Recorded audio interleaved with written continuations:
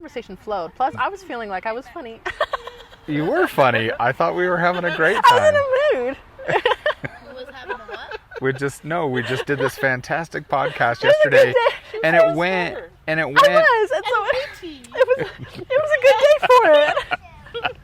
I was in the mood to be recorded. That's great. Immortalized. I was in the mood to be immortalized. I was saying something worth hearing. Anyway, my point being is that we did a podcast yesterday. It lasted an hour and 17 minutes. Yeah. And I went to edit it, and something happened. The computer shut out. So, alrighty. Hello, everyone. This is Jamie Buckley with Life of Fiction, and this is episode 7.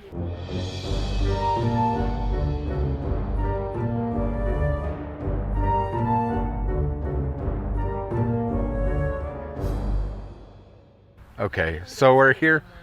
We have to start somewhere. So hello everyone, we are outside, my family and I came to join my family. They came to a beautiful park. All the public children are in school, which is not something we are afflicted with. And yes, you're going to hear background noises, can't do anything about it, I'm in the middle of the city. But in this lovely park with my children, and I brought up a... Are you laughing or just coughing? I'm coughing. So I came with a question that I wanted to ask one of my daughters, who's part of this interview.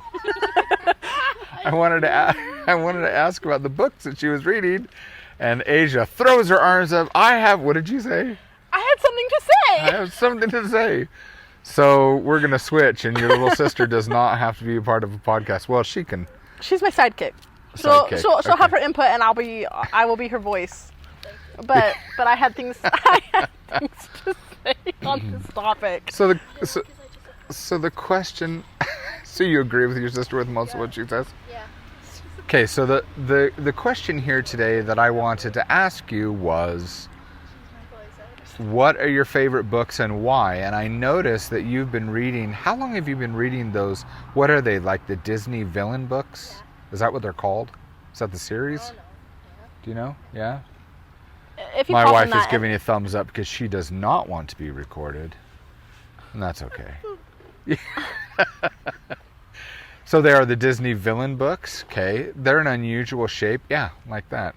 It looks like a perfect little square, and I think they're fascinating. That's not a square, Dad. Okay, well. And it doesn't look like a standard size for a book. It's a little bit of not look like a standard size. It's slightly quirky dimensions. Mm-hmm. Yeah, I like those covers too. I know. I like how they It's the show jacket. another side of the villain on the inside of the book, though. Yeah. So we've got which one is that? That's the This is Mistress of All Evil. Mistress of All Evil. Sleeping Beauty. It's Sleeping Beauty, Sleeping Carly. Beauty, Maleficent. Yeah, and I love those movies. So the book is Maleficent. So Dude. Yeah. So the book jacket has her as a humanoid, and then you take that off. Well, what else do you call her? She's not human. Is she a fae? What is she? It's a picture of half of her face. Okay, yeah, but humanoid, I mean... That was accurate, Dad. Yeah. Okay, thank you. And then you take off the cover. I was worried. She is a dragon. And you take off the cover, and the actual picture on the actual binding the book is the dragon breathing green flame. And I love it's very collecting editions that are beautiful that way. Like, I will actually go out of my way to find beautiful editions like that, just because it pleases me. I like having those books on my shelf. So well done, Mom. I agree. I totally agree. Yeah, so that's a lot of fun. Still my favorite. When Cecily gave me most of the set, she got me all of them this way. Okay. Well, the books that I like the most when it comes to the covers and all that is still the Spiderwick that I bought when Cecily got me to buy that set, and she says, "That's how you write, Dad." No, I don't. We're like, "Yes, you do. You need to write the books. Take them from comic books and make them into novels." No, I don't think you write that way, but the illustration... Where were you when we were having that argument? I was arguing with her and Mom. I don't know. Okay. But those books are beautiful, and I love the illustrations, and I could totally see you doing that kind of formating. I don't think the writing style is the same. Yeah. Okay. But I don't think were you guys talking about the writing style? Yeah, that's weird. And I don't think they're anything like that author and your writing. But I could see you doing that formatting. And then doing little sketches in there. This is one of those instances where I think that I'm crazy because that's what I remember both of you encouraged me in saying that I did, and I was telling you no, I didn't. And okay, so all it takes is another 18 years, and then everyone agrees with me, and I'm just lost. So anyway, point of the matter is, it was a good catalyst to get me to start writing books. So I loved the art style. Oh, it's beautiful. I can't remember. Who is it? Someone black? I have no idea. It's been so long since I read them, but I can even now I can visualize them in my mind. They were so beautiful. They are. The illustrations are fantastic. I mean, for composition of fantasy, like the actual book, how it's put together, and the illustrations in it, and then the cover, and how they're spaced out, the covers, the whole set. That in my mind for fantasy sets it's on a little bit of a pedestal in my mind. It's the prettiest set I've ever seen. It's one of the prettiest sets. Not the. Well, the thing is, it's different because you got to remember. That I've seen. We got to remember it's also for middle grade, so it's not the same.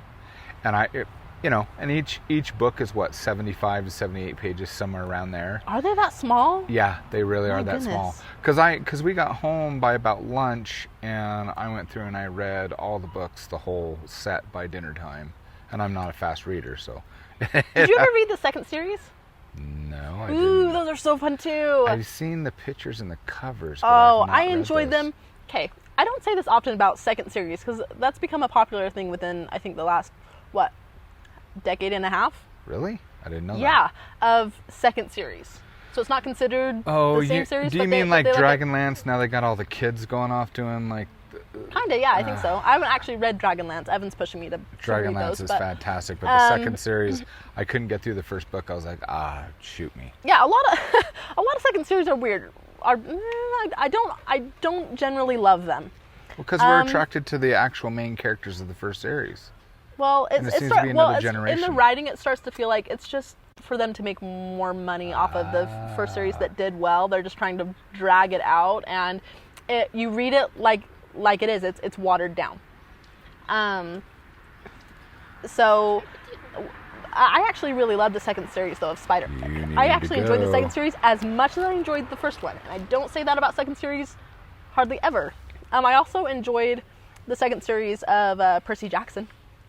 Those are not as good as the first series, but they were still good. Huh. I enjoyed them thoroughly. Okay. Well, that's good to know. So what do you like about these? Because I was going to ask Carly what she liked most about them, and she doesn't have the microphone anymore, so you got to fill her place. So what do you like about these books? You read one part. When did you read Cinderella's one? With the Disney villains. I haven't read these books specifically. Everyone sees Dad and Grandpa. Hi, sweetheart. Okay, so this is cut 2, take 2. I don't know. The kids mobbed us. They've been mostly sent away. So now I'm talking to my wife to ask her. So you say you have a biased opinion. You mean of those particular books, of the Disney books? Yes, because I look at everything through the perspective of a homeschooling mother. And so,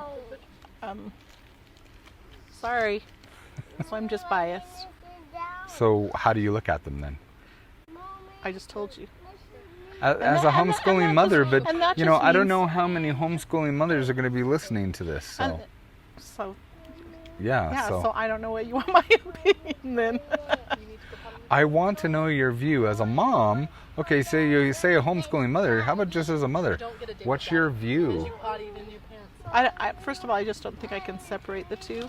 So I like the books mostly right now because it's been that thing that has got one of our daughters to read more.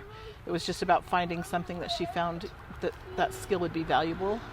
So there is that makes me that look on her face. That I appreciate them for. But having read some of them, it's an interesting Don't apologize if it got you to read books. I think that's a good thing. Okay. That's why a lot of people bought the Wanted Hero comic books.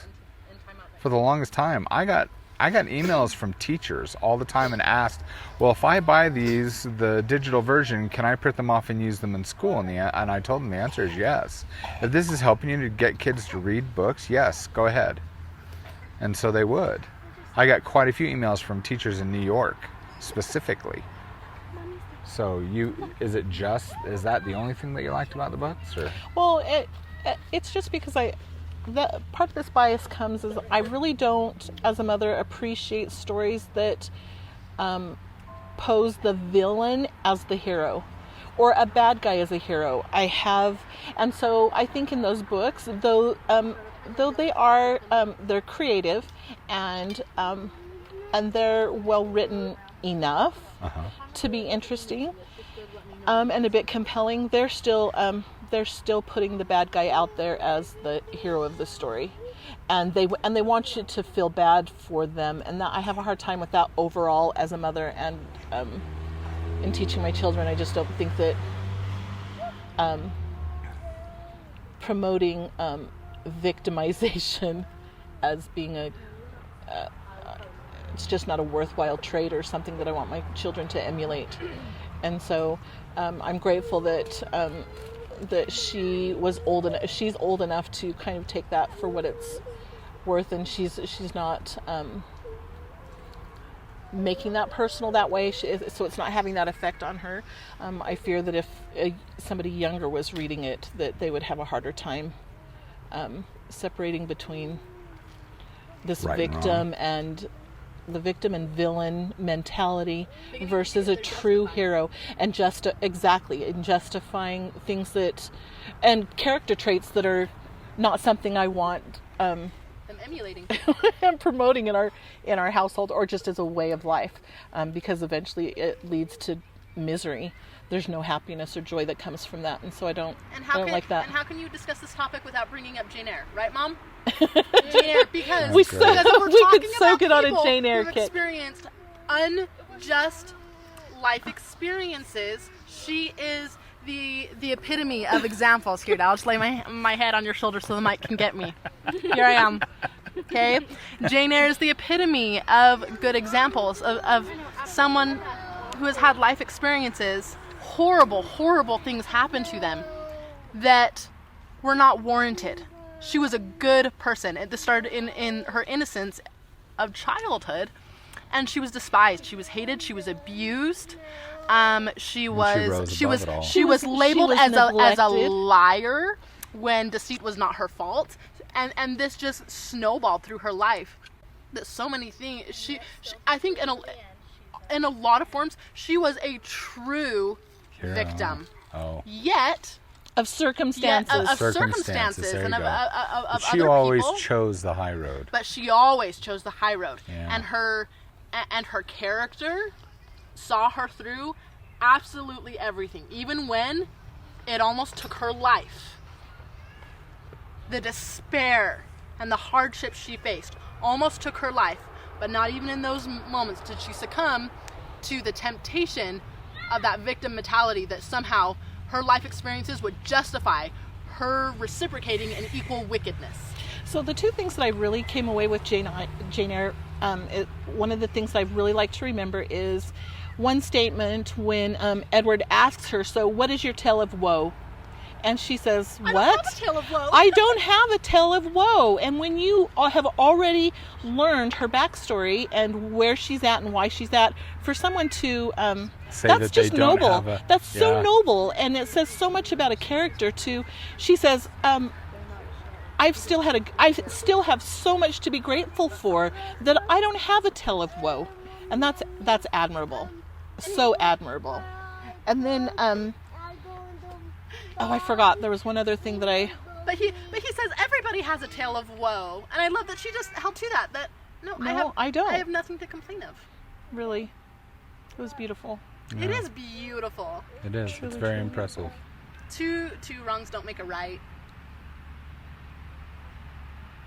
I love that. That is why Jane Eyre is my favorite. It is book. My favorite. It is my favorite. I want to get out of that question. I actually want to figure out. I'm going to figure out in writing my books, I'm going to figure out how to make a right out of two wrongs. What? So, yeah. I'm gonna figure it out. You watch. I'll get it. Anyway, is there anything? I don't know what Undermines for, everything but that whatever. Mom just said though. Like the advocate for that. Just I feel like that's just like the devil's. just that's for the devil's fun. advocate. It's like Do something wrong and it be right. well, it's like But the having. ends justifies the means. Well, depends upon the situation. That's my view. To say that the ends never justify the means. Okay, so here's the thing. In Jane Eyre, let's use that example again. She may have been justified, and Edward may have been justified as well, because doesn't he deserve happiness? Doesn't he deserve a measure of happiness? Do you see? They play that card to make you stop and really, really wonder Well, the problem who the bad guy is in the story, and it's circumstance. For me, the problem right off the bat is using the word deserve. I know you said deserve, and now It's we just are like, in this corner. we all deserve we is all a trigger word. cringe. It's like you don't have to deserve. deserve anything, Shut up. but- No, you don't. No. Well, but that's not accurate either. The thing is that no matter what you're talking about, you still have to have the confines. For example, if someone breaks a law against me, and the law states that I get restitution, I do deserve that restitution because it's part of the law. Does that make sense? So if someone comes and, reparations according to law, because that is the law, you do get that as you deserve that because it's part of the law. Does that make sense? That's how I view it. But to say that someone deserves happiness, I don't know. No, but someone deserves. But so I saw the two of them. They're being pretty cute. So, but in this, when we're speaking specifically of Mr. Rochester, I think that they portrayed him in such a way that you are filled with pity for him. You pity him very deeply, not because he deserves happiness, but because what he wants that would elicit that happiness which he seeks is one of the most natural and right human desires which he was denied. Not that he deserves it, but everybody has it, has a desire for it, and are seeking it, and that is something that he was denied. So you feel for him deeply. You pity him. And so it's a real tearjerker. It pulls at your heartstrings because of that. Because I think every human, on some level, but usually a very deep level, have what's the word? A need? They connect with that. Mm-hmm. They have sympathy, empathy for that desire that he had, and that desire was not a wrong one. Yet he was denied that. Wow, we've come far away from Disney. Yeah. But then again, in this household with all of you girls, everything goes back to Jane Eyre. That's what I've noticed our last dozen or so conversations. As I said, she's the epitome of that good example. Okay. Okay. We're not talking about movies though.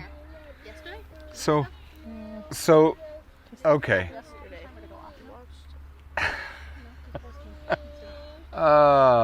Is there anything with these books, because we started talking about these Disney villain books, is there anything other than encouraging your daughter to read them? Is there anything redeeming in them? Is there anything positive about them? Well, if you're asking me from a moral standpoint, I don't think so. They're mildly entertaining, and like I said, they have the value of compelling one of my children to read a lot more and become interested. And it just seems that once my children find that one set of books that they'll read voraciously, that then they start to look for something else. And so I'm always on that lookout for that story, for that point that compels them to continue to read. And so for your mother, it was Dragonlance. She wouldn't do housework until she was done with the books. Okay, but I was a voracious reader. I've been true. A reader You just could not. I've got to know what happened. And then we did that was my exposure to fantasy. I hadn't read fantasy before that. Oh, okay. So because when I brought you like the Tale of the Twins with Raceland and Caraman, man, and that's my favorite. But you know what? Even I went back a couple years ago because it was being talked about and recommended to one of our boys, and so because it'd been so long, gosh, probably more than 20 years since I'd read them, I went back to look at them, and I'm not so impressed anymore. But it had a purpose. The Dragonlance series. Well, we and all so progress and it grow. had its purpose back then. It was a really good, for me, introduction into the fantasy world, because that's not what I was. So what Evan always says, that's entry. Before. Dragonlance is the entry level fantasy. Yeah. Tracy Hickman, by the way, is. Tracy That's a good one too. What is? But those are really good. Oh, it's the a Aragon little bit long, series, yeah. Winded, but yeah, those are in good Aragon, it's chapter 12, and I can't remember which book is my favorite chapter of any fantasy book ever written that I've ever read. And I can't remember which book it was, but it's where he goes and he goes to the Dwarven City, and so it describes the Dwarven City and describes how they function, and I have never been able to visualize in any other book as detail. I dreamed of that place from that chapter. It was amazing. I wish I knew Are we which still one. talking about? I think it was was it Eldrist? Is that one of them? Eldest? It's just eldest. Eldest? Yeah, boy. Inheritance. Sorry, listener. I'm gonna have to figure all this out and put links in or whatever. But this is just an open conversation, so you can turn this off anytime you want. Anyway. So you say, from a moral standpoint, okay, and I'm highly likely to agree with you when it comes to the moral standpoint. But now I'm curious to see what Carly says of why she was so taken with them. So. Well, they're fairly compelling. It is interesting, and it is interesting to read a backstory and understand why a villain is a villain. What the turning point might have been. And I think that's kind of what is compelling to her, because I don't remember the author's name, but she's what created. What made you snap? She has created a pretty intense world where all of these villains are connected together. Wait, in these books? Yeah, they're all connected. She's got them all connected, and so I said, so it's pretty now compelling. I'm interested. I like connections.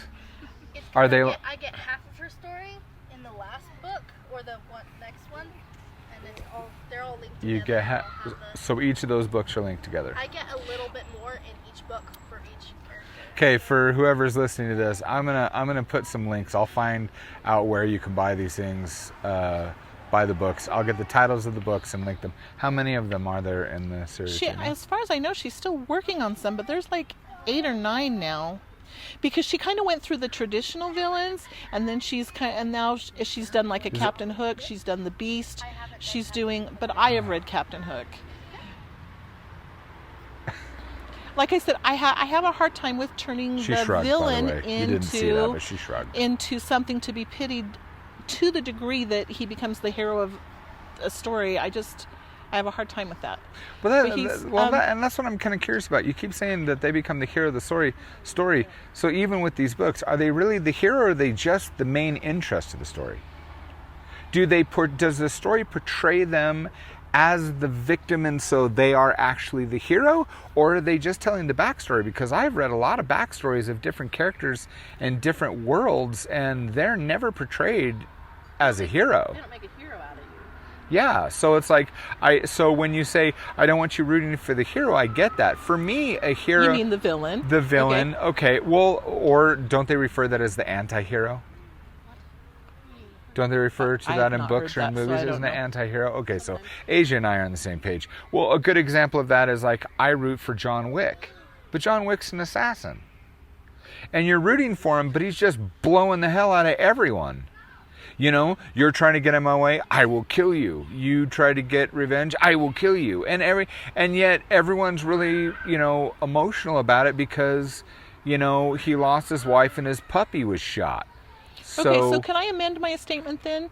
Okay. They're probably not turning them into heroes, but what they are doing is they're creating so much compassion and woe. And I like the word justification you use. That I especially in our day and time where everybody wants you to feel so bad for the bad guy. And I just think there's You're not some a place... damn victim. That's what I want to say to everybody. Okay. Here's the thing, okay? You down front. No, so one of the lamentable downfalls about these books is that I think it's very common in human nature when you feel enough compassion, enough pity and remorse on somebody else's behalf. Sometimes it can be taken to the point where you relinquish your principles. You relinquish your values for the sake of mourning somebody else's pain, and that is where it becomes wrong. So in these stories, that's so I good. don't think they're being made to be heroes. I agree with you. Justification, I don't think they're being made into heroes, but they're giving you enough of a backstory to understand that, look, all these painful things happen to them. They're grooming you. That's what they're doing. They're grooming you. You took the words out of my mouth. That's exactly what I was about to say. It is a grooming process so that you feel so much compassion, you lose sight of why it is still wrong for them to have turned evil despite everything that they have endured. And honestly, so that's what's wrong with our world right now. So and isn't that what I started with? It's just not a good idea. The lamentable, high five to my daughter. But that is the lament. That is a really lamentable, very deeply. I think it's deeply tragic that we have that side to our human nature. That just because you can be brought to a place where you care about somebody else so much, where you abandon your principles. That's beautiful and sad at the same time. I don't know that it's tragic. I think that it's great that we have the capacity. I think that it's great that we have the capacity for that. I don't think that it's tragic. I think that it's sick that people are realizing that there is that aspect of human nature, that it is compassion, taking that compassion and then twisting it. Yes, girl down front. What? I didn't get to finish. Oh. You cut me off. I was just going to wrap that up with that exact point, but I was going to bring... I helped make you. We're just on that... Here, another high five. We're in sync. That's all that is. But it makes me think of the prophets in the scriptures where I mean, if you're looking for patterns, to connect one prophet to another, I believe this can be said for every single one of the prophets listed in the in the Bible, in the Book of Mormon, that at some point they express that they mourn and they lament and they weep for the wicked, for those that are having to live through the sad and terrible consequences of their own choices. They didn't abandon their principles and their dedication to God, that which is true and right and good and virtuous. They didn't abandon their value for these things, yet they felt that deep pity and sorrow for those who were having to stew in their own juices, so to speak. Yeah, I guess is the last. And so thing. it's sad that people they're using that against us, using that human nature, because like I said, it's a beautiful aspect, but it's also very sad that it's being twisted that way. That we have the capacity to love other people that much and have that much sympathy. But it's only good so long as you don't compromise your own. That's the nasty, filthy word that needs to be taken out of our... And that always comes back to what you... I hate that. Compromise is the dirtiest word, the human language. Okay. I hate it. But then it always comes back to what you like to say, Dad, that it goes to the point where you're being nice rather than kind. That when you start compromising principle, you're not being kind, you're just being nice. It's to spare someone else's feelings, to make things easier on them, regardless of what is being lost in the process. Whereas being kind is standing on principle, regardless of the feelings involved. And that, no matter what it is, as long as it's based on truth and proper principle, that will always be the kind thing to do. So says us just to the world. Just not the easiest. Oh, it's not easy never. by any means. No. Never. All right, I'm going to cut this right here. We'll end up doing another. All right. Oh, and we have people in the park looking at us. Well, we're just a passionate bunch of people. So, Thank you so much for listening. We're gonna do another topic here right away while we're in the throes of our fictional passions. We're gonna look like we're mad at you. You got the lapel mic on you, and so those that don't have a mic but have something to say, we're all leaning into your face. It looks like we're probably being really, really aggressive. No, I just want your mic, Dad. Oh my goodness. Oh. So thank you for listening to Life of Fiction. I'm gonna encourage you, please come to lifeoffiction.com. Lean and give you a kiss on the cheek. See, not aggressive. Okay. Come to lifeoffiction.com, sign up for our weekly newsletter, and remember, you are more than you think you are. We will see you next time.